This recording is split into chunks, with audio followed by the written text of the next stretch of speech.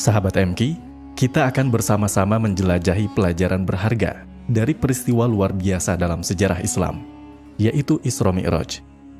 Mari kita memahami makna dan hikmah yang terkandung dalam perjalanan malam yang dilakukan oleh Nabi Muhammad SAW. Isra Mi'raj Nabi Muhammad SAW terjadi pada hari ke-27 di bulan Rajab pada tahun ke-8 kenabian. Peristiwa ini melibatkan perjalanan spiritual Nabi Muhammad SAW dari Masjidil Haram di Mekah dan Masjid Al-Aqsa di Yerusalem. Dalam perjalanan ini, Nabi Muhammad mengendarai kendaraan super kilat yang kita kenal dengan hewan buraq, yang disebut juga sebagai kuda putih. Pada saat itu, Nabi Muhammad SAW bertemu dengan para nabi-nabi terdahulu di setiap tingkatan lapisan langit, hingga ke langit ketujuh. Pada lapisan langit terakhir, Nabi Muhammad SAW bertemu dengan Nabi Ibrahim alaihissalam. Selama perjalanan ini, Nabi Muhammad SAW menerima perintah sholat 5 waktu, yang sebelumnya Allah Subhanahu wa Ta'ala memberikan perintah untuk sholat 50 waktu. Peristiwa Isra Mi'raj memiliki banyak hikmah yang penting bagi umat Islam, karena menjadi dasar untuk perintah sholat yang diberikan kepada umat Islam hingga kini. Peristiwa Isra Mi'raj juga tertuang dalam Al-Quran, di Al-Quran Surat Al-Isra.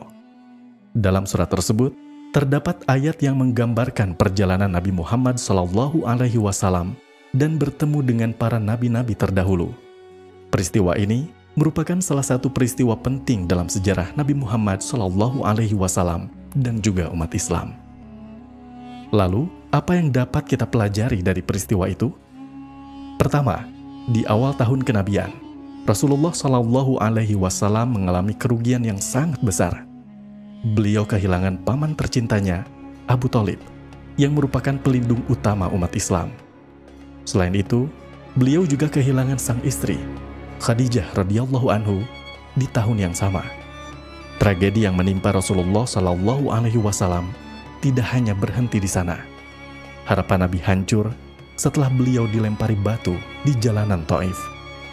Namun dari pengalaman tersebut, sesuai dengan janji Allah, dengan kesulitan datang kemudahan.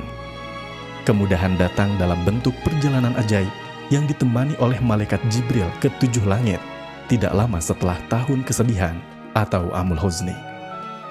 Kedua, dalam perjalanannya, Rasulullah SAW berjumpa dengan nabi-nabi lain, seperti Nabi Adam alaihissalam, Nabi Isa alaihissalam, Nabi Yusuf alaihissalam, Nabi Musa alaihissalam, dan Nabi Ibrahim alaihissalam.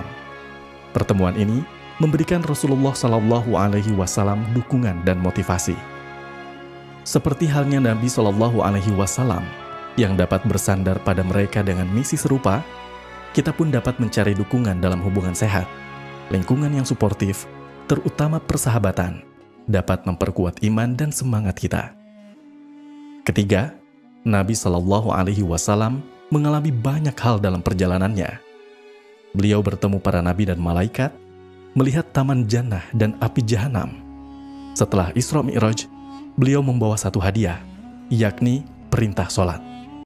Oleh-oleh dari Isra Mi'raj adalah sholat yang 5 waktu, dan apabila kita mensikapinya dengan benar, memelihara sholat, bisa mendapatkan keberuntungan bukan hanya di akhirat saja, bukan di dunia saja, tapi dunia akhirat.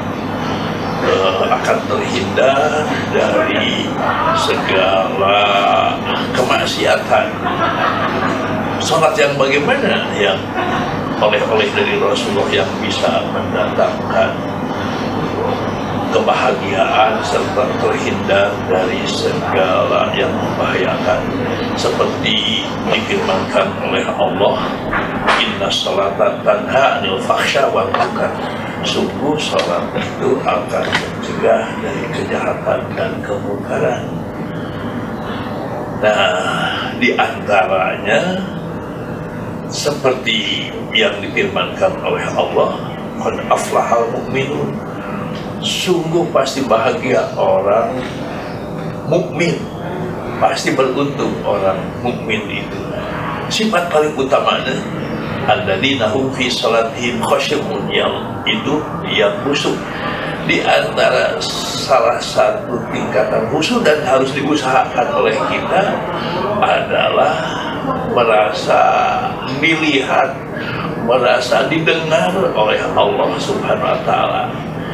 Kalau dalam sholat yang oleh Rasulullah dilakukan dengan khusyuk, dengan benar, khusyuk yaitu salah satunya khusyuk merasa dilihat, merasa didengar oleh Allah Subhanahu wa Ta'ala, dilakukan 1 menit saja dalam 1 rakaat.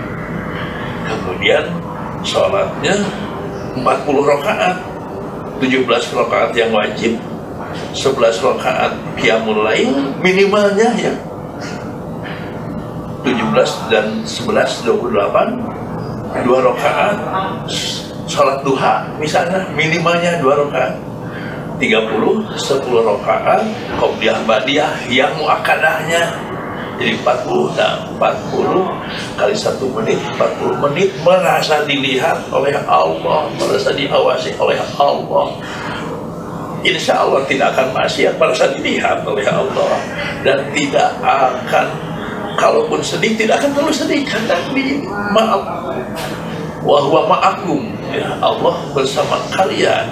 Nah itulah, jadi akan terwujud kebahagiaan dan terhindar dari kemunkaran apabila kita usahakan 1 menit aja merasa dilihat oleh Allah. Lebih-lebih bukan hanya merasa dilihat, tapi merasa komunikasi dengan Allah Subhanahu wa Ta'ala, merasa interaktif dengan Allah Subhanahu wa Ta'ala, seperti dipesankan dari hadis qudsi ketika mengucapkan iyyaka na'budu wa iyyaka nasta'in, hanya kepadamu kami beribadah, hanya kepadamu kami minta tolong, merasa dijawab oleh Allah tuh, wali abdi masa'ala, bagi hambaku apa saja yang diminta. Akhirnya ihdinas siratal mustaqim, tunjukilah kami jalan yang lurus. Keempat, teguh pada iman.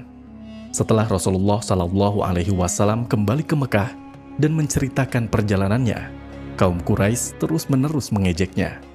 Mereka sengaja memberitahu Abu Bakar mengenai perjalanan Nabi Shallallahu Alaihi Wasallam dengan harapan bisa menggoyahkan keyakinannya. Abu Bakar berkata, "Apa yang begitu mengejutkan? Saya percaya padanya ketika dia mengatakan sesuatu yang bahkan lebih tidak dimengerti." Beliau bilang, beliau menerima wahyu dari Tuhan dan saya percaya. Sahabat MQ, dengan merenung pada peristiwa Isra Mi'raj, kita dapat menemukan inspirasi untuk memperkuat iman, meningkatkan kualitas sholat kita, dan mendekatkan diri kepada Allah Subhanahu wa Ta'ala. Semoga kita dapat mengambil pelajaran berharga ini dalam perjalanan hidup kita.